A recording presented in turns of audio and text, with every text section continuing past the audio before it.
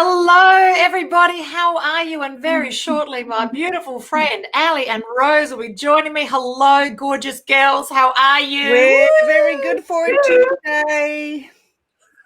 We're pretty excited here in South Australia because the weather is starting to warm up. How's the weather in Tasmania, Rose? It's beautiful today. Yeah, it's sunny and a little bit cloudy, but yeah, warm. It's a whole 13 degrees. It's a heat wave.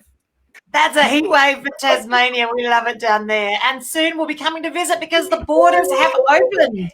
Woo! That's so exciting. Things are light. They're getting back to the new normal. Welcome to the Healing Through Love show. We're here to increase awareness within the community about providing families and domestic violence survivors with a soft place to land and to offer advice on services available to these survivors and their families. And we have many local businesses and service people who generously pay it forward at our Pamper Day events and provide their time generously and their resources so we can help survivors have a great day. Yes, and each week on the Healing Through Love show, we interview a couple of these wonderful supporters of our Pamper Days and of Healing Through Love to learn more about themselves in their personal journeys, their businesses, and why they're supporting Healing Through Love to assist survivors. Excellent. Now, my beautiful friends, Ali and Rose, are going to sort of slip away, but they'll be back because we're going to talk to you about our upcoming event in May. Rose is going to be doing all of the admin behind the scenes, and Ali is going to jump into the chat and have a conversation. Now, ordinarily, we have normally we have two guests. Today, one of our guests is having a few technical issues, so we're going to perhaps have a plan A and a plan B today, so we'll see how it works. So first of all, we have Cynthia Stone, and if we're very lucky, we'll have Jennifer Sharp join us as soon as she's ironed out her technical issues. Okay, so Cynthia Stone has an honorary doctorate and a distinction awarded upon her for serving others. This mission to serve others has taken her from the ghettos to all places, and she's also, in addition to that, she's got an honorary doctorate. She holds a master's degree in social work and a bachelor's degree in science, and the two diploma and one in community work. So we're going to ask her all about that and what she does in her space. Now, I understand that she's an NLP practitioner, which is very exciting. She's going to talk in everything around mindset today. So hello, Cynthia, how are you? Hello, I'm amazing. How are you? Well, I'm magnificently magnificent. Thank you for asking. Too blessed to be stressed. Here we go. I love it. Now, Cynthia, there's a little delay, and the reason for the delay, guys, is that Cynthia's chiming in from where? Can you share with the group who you're chiming in from where? Yes, I am in Ontario, Canada, Windsor to be exact. A beautiful place to be. I do remember visiting Whistler's. It was divine and almost didn't come home. It was that amazing. I was actually looking for a job and a place to live, so I almost didn't come home. Canada is a beautiful place. I love the fact that everyone loves dogs there. I'm a dog lover. It's great to live in a country where everyone loves dogs. No, right? So, Cynthia, tell us a little bit about you and your practice and how you serve. Absolutely. Well, it is such an honor to be on this platform. I'm all about raising the vibration of love on the planet. I realized from a young age I was very different than other people. I was an empath. I didn't even know what an empath was, but I noticed that when I walked into a room, if somebody was feeling really low, all of a sudden I would feel really for no reason and just tapping into people's feelings. That kind of led me into a healing profession, recognizing that I have this big heart for a reason. I might as well do something with it. And so I ended up wanting to work with the people that nobody wanted to work with. So that led me from, the ghettos to all over, as you had noted. So I worked with the homeless. I worked with prostitutes. I worked with child molesters, like you name it, like the worst of the worst of the worst of the worst, recognizing that these people are all of God's children and they need love just as much as anyone else. So I wanted to be the love to serve. And I recognized after pouring myself into these individuals that I have, something that I'm supposed to do that's beyond one-to-one. Now, as great as it is doing the social work and doing one-to-one, I ended up like praying, like, okay, I am falling to pieces. I'm pouring into people that I've actually checked out. If you've ever met people that are just kind of like on a slow form of suicide, you know, they're just going through the motions, they're not really embracing life. Well, that's kind of what I was dealing with there, and recognizing that I need to do more than this. And so when I prayed and handed it over to that higher power, I ended up going to the homeless, and they told me, you belong in Hollywood. So that prompted a whole different career direction. But again, with the message of helping and healing humanity. And so after that, I ended up doing speaking, and I ended up writing a book. And now I am a speaker, trainer, mentor, a social worker, and just a huge advocate for helping humanity. Oh, I love it, Cynthia. That is so beautiful. You are a woman after my own heart. We speak the same language. We're on the same mission. We're doing the same work. And it's wonderful to have another light worker in this space. And we're on opposite ends of the globe. So together we can raise the frequency and we'll just shift the entire planet. It's beautiful. So a lot of our listeners have either experienced or have family members who have experienced challenges in the DV space. And so I'd love to know, have you got some gentle advice so you can help the people that are supporting people in this place? Because it can be frustrating for them. They see these challenges, they want to intervene. The person that's in that space isn't necessarily ready to move on. Can you give some advice to the people that support the people that are in this place? Absolutely. I would say that it really comes down to loving without conditions. Unconditional love is just that, where you pour into someone and it's like planting a seed. And sometimes the seed takes a while. Like if you talk to any farmers, they recognize there are different seasons. And sometimes you have a rainy season, sometimes you have a drought. So it's just about taking the time to pour into that individual, to let them know that you're there for them. The best thing we can do is be like a bra, really lift them up and give them the right support. And it's recognizing that, it's not always going to happen the way we want it to. And that's okay, because when we push to have our agenda, that's a form of control. So it's about pulling back and allowing somebody to take the space. Just as a baby learns to walk at their own pace, so too do people go along their own journey. And the most important thing to do is to let them know that you're there for them, that you love them, that you support them unconditionally. And when they're ready, you'll be there to hold their hand. That's such beautiful advice and so spot on. Okay, now for people that are going through the process themselves, people that are either in a family violence situation or a domestic violence situation, we do have a lot of listeners in that space. Could you give some advice for them in that space?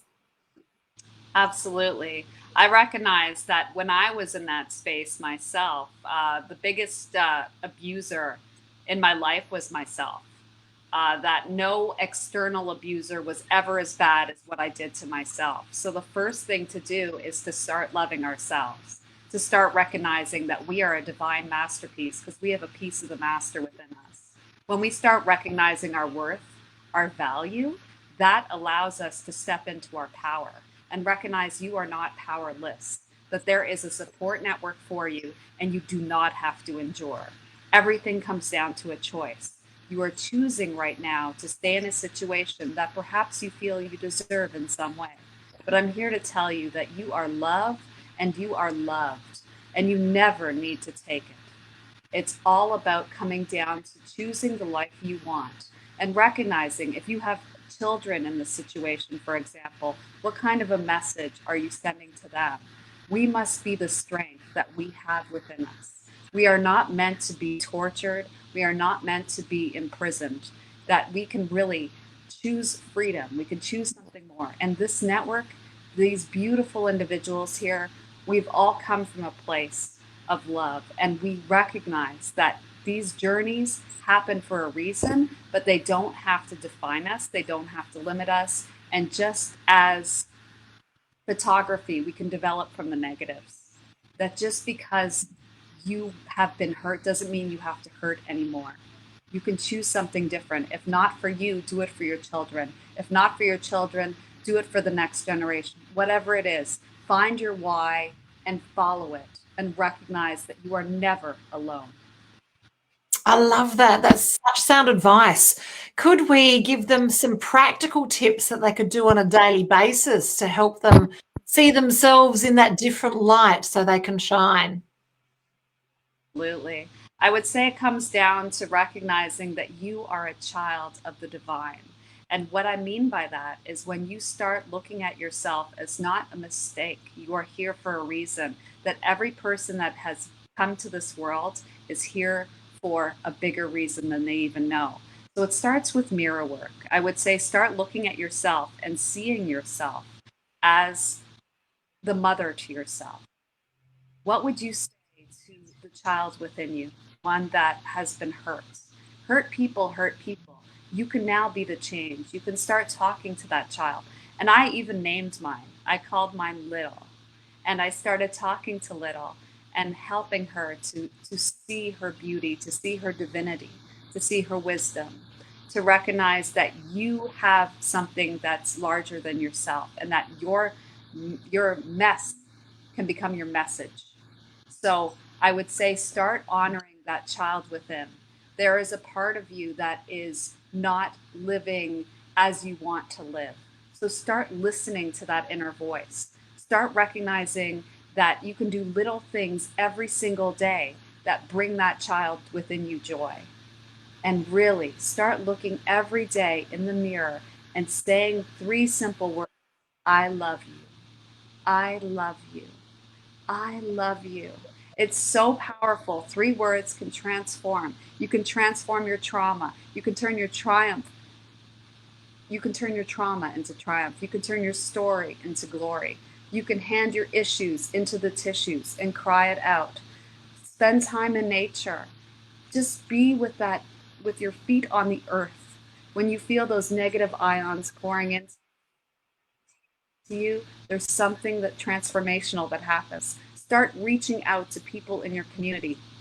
Very often when we are abused, we are isolated. So start reaching out to people, even if it's strangers. Just the beauty of this whole technological world right now is you don't even have to meet somebody in person. You can do it online. You can talk to someone. You can go on a Zoom, whatever it means, but do not suffer in silence. Do not suffer alone.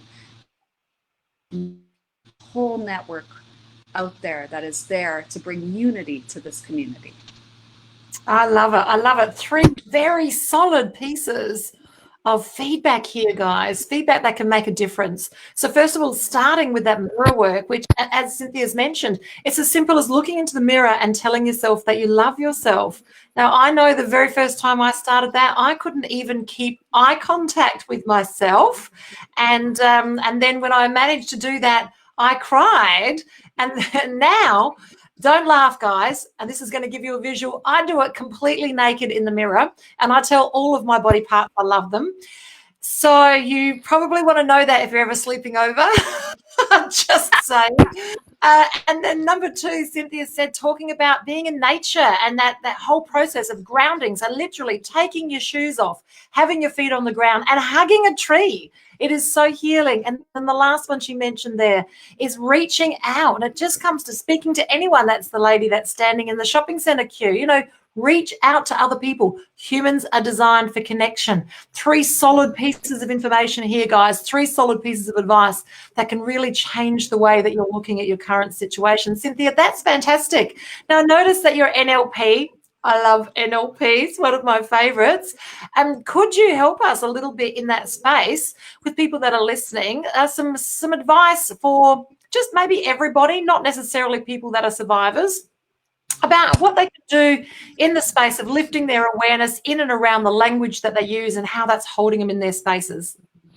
Absolutely. I mean, words are so powerful, and just how we describe ourselves. Very often we have very negative kind of limiting beliefs that are holding us trapped into a certain section in time. So, for example, for myself, I noticed that I had a lack of confidence, a huge fear around singing in public, of all things, you know, like if you're going to talk about just anything that's holding you back. And so as an actress, because I also do that, I found that that was something that was really holding me back. And it stemmed back to a trauma that had happened when I had sang in front of people and it didn't go that well. And I held that pain within me, and it caused me to freeze and to cry and not even want to try. And I remember when I had to do an album with somebody, and even though I sing in my speech all the time, when it came to actually doing that, I couldn't go through with it. And I had to be given, I think it was whiskey or something to calm down. And I was just like not having it. It just did not work out. So what I is that somebody had showed me an NLP anchor that I could do, which actually had me go back to that place, that time where the trauma had happened, and to actually replay that in a different set. What if it had happened differently? What were they like? Because a lot of times what happens is, as children, because that's what it was, I was a child, and I had actually seen the reaction. I had taken it that I was no good because they didn't respond in a way that had shown me that they appreciated it.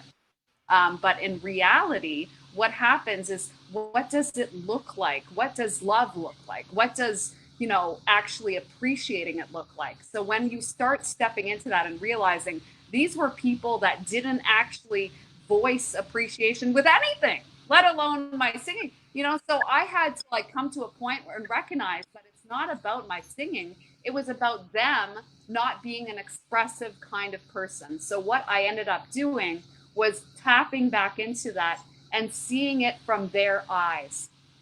I also started replacing it with positive experiences that I had had singing, where people were like, "Oh, you know, I love this song," and we would just like jam out. So you can actually start replacing negative, limiting, um, hurtful beliefs with positive ones. And it's about just imagining those experiences and anchoring yourself in that moment. And I can actually go through techniques with individuals. I do have a free gift that I'm offering in that regard, which can help you to transform your trauma into triumph and to actually get past any limiting belief you have. And it works with self confidence. That's what it's focused on. So when I was able to finally reframe that and actually start looking at it from a different perspective and recognizing it's not that they don't love my voice, it's just that they don't have a way of expressing it, you know, and that's okay. You know, not everybody is going to react the same way. Like, just because they're stonewalled doesn't mean that you suck. And if the world didn't suck, we'd all fall off. So there you go. I love it. I love it. So great advice. Again, great advice. So Cynthia is suggesting that we look and have that level of awareness about the language that we're using, and we can see then that gives us space between thought and action, and we can see how our language is holding us in patterns. And she's also suggesting that we have a look at maybe some limiting beliefs that you've got on specific aspects of your life, that you look like via the timeline and have a look at where they were created and see if you can reframe those and choose different language to support a new belief in that space. Is that right, Cynthia? Correct. Very well said. I love NLP. It's one of my favorite things. I back in the day, because I'm much older than I look, Cynthia. So back in the day when NLP was first created, it was used in some very nefarious ways at first. So I was in sales back in those days, and you know, I love the way now that the whole concept has changed, and people see it in a different light, and it's seen as a healing modality, and all of those things that were attached to it before are no longer attached to it. So, and that's because of practitioners like yourself that are changing people's attitudes in and around that space. So you're not old enough to remember that, I know. Oh, that's all good. So now, can you tell us a little bit more about how you work with people? You work with them one-on-one, or you work with them in groups, and how does that look? What does that look like? Yes. So what it looks like is, a lot of times it's about reframing your mind, shifting your patterns, taking time to start actually indulging in self-care. For women especially, what happens is that we are often trying to pour from an empty cup. and we end up having caregiver burnout, resentment. Then we feel like less than a woman. Like, why can't I even take care of my kids properly? Like, I'm not even, but it's like we're not even taking care of ourselves, So it's about recognizing, like, just when we're in an airplane, you have to put on your mask first before you save anyone else. So it's really about helping them appreciate this vessel. You talked about standing naked in front of a mirror and loving every part of yourself. That is something that I do with people. Well, not one-on-one and we're standing there. Not that would be a great idea. It just hasn't been done. But not in my world anyway. But it's really about, just like there is, what nationality is it? Sikh. Yeah, there you go. So every morning they start out with a prayer that thanks the Lord for every part of their body, from the top of their head to the tips of their feet. And they go through every single morning thanking, the Creator for that. And I think it's so powerful. So I have people do things like that. I have them go through like different mantras. So even when you're like washing your hair, you're thanking, you're in an attitude of gratitude. And as you start adopting these new habits, it starts creating a different, pattern. Recognizing that we are what we take in. So whether that's the food we're eating, whether that's the books we're reading, whether that's the auditory, CDs, the MP3s that we're listening to, whatever we happen to take in is what we become. So I really encourage people to start really discerning, because garbage in, garbage out. Whatever you take in, you become. So, we become so consumed with this device that we forget about this device. And it's really about honoring our temple, not treating it like a trash can, treating it like a temple. So I go through different processes, the mental, the physical, the spiritual. This is all part of it. So it's about releasing the guilt, releasing a lot of the regrets that we have. As women, we tend to hold on to a lot of negative experiences that have happened and beat ourselves up. So it's about releasing that, forgiving ourselves. It's truly an act of selfishness and reframing what it means to be selfish. So actually starting to recognize that being selfish is actually a good thing. It's really important that we self-care, that we love ourselves, that we nurture ourselves, that we really treat ourselves with the respect that we deserve. And then we show others how to treat us as we start appreciating our own company. And I really encourage people to start dating themselves. Like really, rather than, we become so focused, like I need somebody, I need to be with this partner, to save my whole life. No, it's about recognizing that we are enough as we are. We don't actually need anyone. Your cake is already full. You can be the frosting on my cake, but it is already delicious on its own. You know what I'm saying? So that's what it's all about. It's about appreciating who you are to the fullest extent. Absolutely. I love it. You're speaking my language, the language of forgiveness, the language of gratitude, and filling your own cup first so that you can serve others with that servant's heart, as this is why we're all here, to make a difference for others and to pay it forward. I love the work that you do. So when you see clients, are you working with them on Zoom or is it online? Yeah, lately it has been online. I was doing retreats before, but with the advent of this pandemic, it has taken a Zoom experience. So we are on Zoominars, and I'm really encouraging people to connect that way. So I have Facebook platforms where people are gathered and we're talking, and then I have one-on-ones and I have group sessions, mastermind sessions. So it's truly individual, it's a smaller community, and then we do have the retreats. Once we get out of this pandemic, it will definitely happen again. Although Toronto, I don't know, we've gone back, and now we're in lockdown. So I'm like, okay, we're gonna go this way. I don't know. Wow, we are so fortunate here in South Australia. We're flying interstate, and it's like, I don't know, it's like it didn't happen. It's strange. I suppose because we're on an island and it's so isolated. Some of the states, it has hit harder than others, but it's a fascinating time to be alive. It's a fascinating time to be running a business. It's a fascinating time to be a multi-passionate entrepreneur. And I must say, for all the downside, I'm loving the upside of this entire process. It's given me a lot of time to have a look at the way I do business and shift. So it's been good. So now, how can people get in contact with you, and what's your special offer for today? Absolutely. They can go to Cynthia360.com. Cynthia360.com. Now that is a one-stop shop. So whether you're a WhatsApper or you're a LinkedIner or you're a Facebooker, whatever it happens to be, you can reach out to me that way. YouTube, Twitter, Facebook, they all merge to become YouTwitface. No, not really, but that's okay. All right. So I have a special offer. It's freegift.relationshifter.com.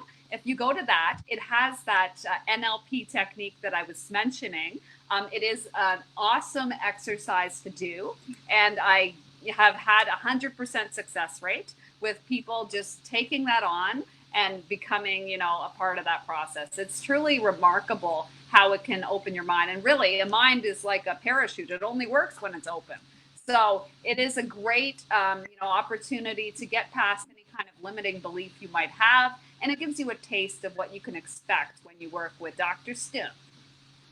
I love it. I love it. It's been so fantastic to talk with you, Cynthia. And I know that you'll come back and share some more information with us soon. Thank you so much for your time, effort, and energy. We'll make sure those links are put in the chat so people can reach out to you. And so I want to say thank you so much, Cynthia, for coming. And we'll put all of your links up so everyone can get in contact with you. Thank you so much, Cynthia. Bye for now. Now, thank you so much for watching, guys. We've got Ali coming back and Rose coming back, and we want to talk to you about our upcoming event. We're very excited. I also wanted to mention that Trisha mentioned in the chat that her problem is that I get lonely and then I start to eat myself up. Now, Trisha, I think I'm saying that right, even though I've got my glasses on, I might not be reading it correctly. The problem is I get lonely and then I start to eat myself up. So, Cynthia mentioned it is about reaching out to others. Now, there are lines that you can ring, like Helpline and all of those lifelines and everything in that space. The other thing is just to reach out to a friend or a member of the family and just have a conversation. It's okay to be not okay. That's what Are You Okay Day is all about. So reach out and ask someone, have a conversation, and remember you're not alone. There's billions of people on this planet. We're all here together and we're all going through the process together. So, hey, Tricia, if you want to reach out to me, you can find my telephone number. I'm all over the internet. Charlene Lynch, give me a buzz. I'd love to have a chat with you. And if you're local, we'll have a coffee. Okay, now I know Rose is going to jump back on, and so is Ali. They can't be very far away. We're going to share with you guys a little bit about our upcoming event. I also did want to mention our amazing sponsors. Hello, how are you girls? Good, hello. Okay, so Rose, can I get you to tell us a little bit about, just in a few minutes or a minute, about our sponsors, and then Ali, can you tell everyone about our amazing event that we've got coming up and about the location? Go. Okay, so the show is sponsored by Mytimetv.live and BeLive TV.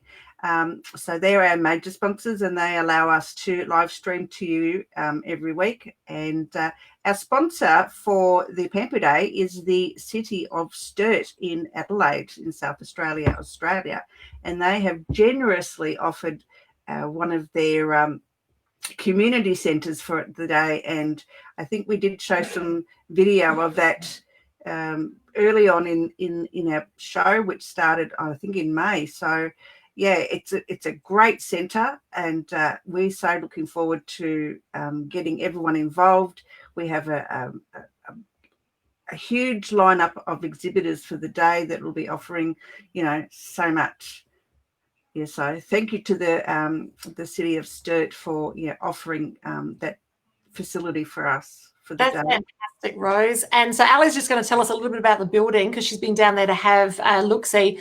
So, guys, if you're listening to this and you are a person who wants to make a difference for other humans, if you are passionate about the space of domestic violence and family violence, and you want to make a difference and create a soft place for these women to land and then reach out. Regardless of what it is that your business does, reach out, because we need assistance in all sorts of areas, serving tea and coffee on the day, helping in the op shop. We also need people to help with different services. So just reach out to Healing Through Love. You can find us on Facebook. You can find us on LinkedIn. You can find us everywhere, including YouTube. We're all over the place. So Healing Through Love, we're easy to find. Or if you know Rose, myself, or Ali personally, just give us a poke and we'll head you in the right direction. Ali, can you tell us a little bit about the building? Oh my goodness, I'm so excited. I cannot wait to have this Pamper Day so everyone can see this building. So it is 19 on Green at Brompton. And when I went there earlier this year, it had actually literally just been refurbished. So it's very modern. It's got lots of different little rooms where we can have, different little modalities going in. There's a big room. I can't tell you how excited I am to have the Pamper Day. So 19 on Green, and as Rose said, thank you very much for them for sponsoring this event, because they are providing this event for free, this place for free, which we are so very grateful for. So yeah, we're so excited. Thank you, Ali. Thank you for joining us today. If you'd like to be involved in Healing Through Love as either an exhibitor or a volunteer, or you'd like to come along as a participant, join us on our Facebook page, Healing Through Love SA, or email us at htladelaide@gmail.com. Be sure to join us again next week at 1 o'clock. Bye for now. See you then.